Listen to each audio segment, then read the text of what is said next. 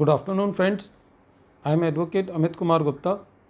अपने income tax के cases की सीरीज़ में आज जो मैं केस आप लोगों के सामने डिस्कस करने जा रहा हूँ उस केस का नाम है पिचेश्वर गाडे वर्सेस इनकम टैक्स ऑफिसर। और ये केस दिल्ली आईटीएटी की एफ बेंच ने डिसाइड किया। केस जनवरी 20, 2021 को डिसाइड किया गया।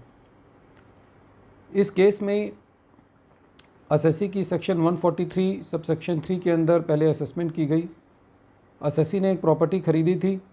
उस प्रॉपर्टी से रिलेटेड जितनी भी क्वेरीज़ असेसिंग ऑफिसर ने करनी थी वो सेक्शन 142 सब सेक्शन 1 का नोटिस दे करके एसएससी से सारी जानकारी ली गई थी। और फिर एसएससी की असेसमेंट जो है वो सेक्शन 143 सब सेक्शन 3 में फ्रेम कर दी गई। बाद में डिपार्टमेंट ने किसी दूसरी पार्टी के यहाँ सर्च की। उस पार्टी की सर्च में कुछ ऐसे डॉक्यूमेंट्स मिले जहाँ पे एसएससी से कुछ ट्रांजैक्शंस रिलेटेड थी। और बाद में उस सर्च के बिहाफ पे एसएससी के यहाँ भी एक सर्वे किया गया और उस सर्वे में कुछ लूज़ पेपर्स एसएससी के पास से मिले जिसके अंदर कोई भी डेट नहीं थी, कुछ खाली पेपर्स पे अमाउंट लिखे हुए थे। और उन डॉक्यूमेंट्स के बिहाफ पे एसएससी का सेक्शन 148 के अंदर नोटिस इशू करके सेक्शन 147 में इनकम एस्केपिंग असेसमेंट के अंदर असेसमेंट कर दी गई और एसएससी की करीबन 2.5 करोड़ की एडिशन की गई। डिपार्टमेंट ने इस एडिशन का जो आधार रखा वो ये आधार रखा कि जिस पार्टी के यहाँ सर्च हुई थी उसने ये कहा कि उसकी एसएससी से कोई ट्रांजैक्शन हुई है 60 लाख रुपए की। और फिर एसएससी के यहाँ कुछ लूज शीट्स पर कुछ अमाउंट लिखे हुए थे 50 लाख, 65 लाख, 60 लाख रुपए, जो कि डिपार्टमेंट ने ये मान लिया कि जो एसएससी ने प्रॉपर्टी परचेज़ की थी, एसएससी ने उस प्रॉपर्टी को परचेज़ करने के लिए करीबन इतना अमाउंट जो है वो कैश में पे किया था।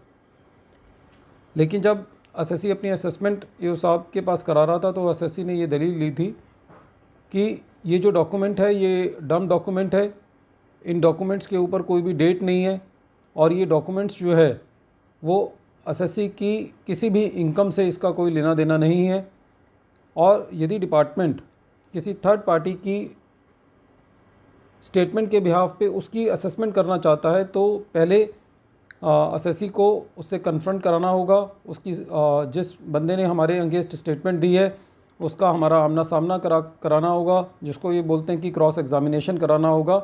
लेकिन डिपार्टमेंट ने कुछ ऐसा नहीं किया और एसएससी की इन डम डॉक्यूमेंट्स के बिहाफ पे असेसमेंट कर दी गई। डिपार्टमेंट की दलील ये थी कि सेक्शन 292C के अंदर जब कभी भी पार्टी के यहाँ सर्वे होता है और कोई भी डॉक्यूमेंट्स पाए जाते हैं तो सेक्शन 292C के अंदर ये माना जाता है कि ये सारे डॉक्यूमेंट एसएससी से बिलोंग करते हैं और एसएससी को ये प्रूव करना होता है कि ये डॉक्यूमेंट्स उसके नहीं हैं। लेकिन सेक्शन 292C का मतलब ये नहीं है कि आप कोई भी डॉक्यूमेंट, कोई भी लूज शीट्स, कोई भी एक ऐसा पेपर जिसके ऊपर डेट भी नहीं है, खाली अमाउंट लिखा हुआ है और उसके अंदर कोई भी ऐसा कोरोबरेटिव एविडेंस नहीं है जिससे ये पता चलता हो कि एसएससी ने कोई अनअकाउंटेड पैसा या तो किसी से लिया है या कोई अनअकाउंटेड पैसा किसी को दिया है, उसके अंदर कोई नरेशन नहीं है और कुछ भी नहीं है, तो ऐसे अमाउंट्स को एसएससी की इनकम के साथ नहीं जोड़ा जा सकता। इस मैटर में एक और इम्पॉर्टेंट बात ये थी कि डिपार्टमेंट ये कह रहा था कि एसएससी ने कुछ अमाउंट किसी सोसाइटी को पे किया है ड्यूरिंग द ईयर, लेकिन बाद में ये पाया गया कि वो सोसाइटी जो है वो उस पीरियड में एग्जिस्ट ही नहीं करती थी जिस पीरियड में डिपार्टमेंट ये एलिगेशन लगा रहा था कि ये अमाउंट एसएससी ने उस सोसाइटी को पे किया है। तो इस सारी चीज़ों से ये निष्कर्ष निकल के आया कि ये इन डॉक्यूमेंट्स के बिहाफ पे एसएससी की इनकम में इस अमाउंट का एडिशन नहीं किया जा सकता। एसएससी जो है वो सीआईटी अपील साहब के पास गया, लेकिन सीआईटी अपील एज़ यूजुअल कोई एसएससी को रिलीफ नहीं मिला। और जब ये मैटर दिल्ली आईटीएटी की एफ बेंच के समक्ष गया तो दिल्ली आईटीएटी ने पाया कि जिन डॉक्यूमेंट्स को डिपार्टमेंट रिलाई कर रहा है अपनी एडिशन के लिए वो डॉक्यूमेंट प्रॉपर नहीं है। डिपार्टमेंट पहले ही एसएससी की सेक्शन 143(3) के अंदर असेसमेंट करके उससे पूरी जानकारी ले चुका है प्रॉपर्टी ख़रीदने को लेकर के। और उन्होंने एक बात ये भी कही कि जो डिपार्टमेंट ये कह रहा है कि असेसी ने कोई ओवर एंड अबव उस प्रॉपर्टी को ख़रीदने के लिए पेमेंट की है, तो स्टेट अथॉरिटी ने भी उसी वैल्यू को जो कि एसएससी ने दिखाई है उसी पे अपनी स्टैम्प ड्यूटी ली है, और उन्होंने भी ऐसा कुछ नहीं कहा कि एसएससी ने कुछ ओवर एंड अबव पेमेंट की है। तो जो डॉक्यूमेंट्स डिपार्टमेंट रिलाई कर रहा है वो सफिशिएंट नहीं है एसएससी की एडिशन को करने के लिए, और आईटीएटी ने ये फैसला दिया कि खाली डम डॉक्यूमेंट्स के बिहाफ पे और कॉर्पोरेटिव एविडेंस के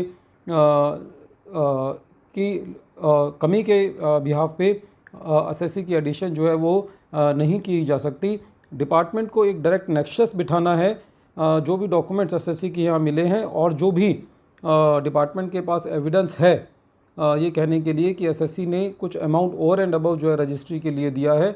यदि कोई डायरेक्ट नेक्सस नहीं है और पूरी नरेशंस नहीं है, डेट्स नहीं है, तो ऐसे केस में उन डॉक्यूमेंट्स को डम डॉक्यूमेंट माना जाएगा और सेक्शन 292C जो है वो नहीं लगाया जा सकता।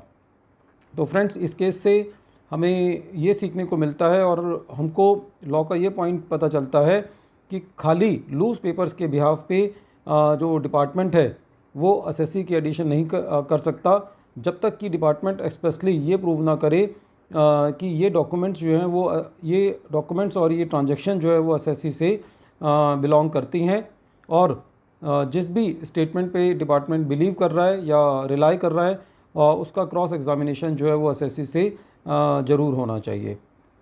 Friends, once again I am repeating the name of the case. The name of the case is Pichashwar Gade versus Income Tax Officer, and this case has been reported in 85 ITR at page number 68.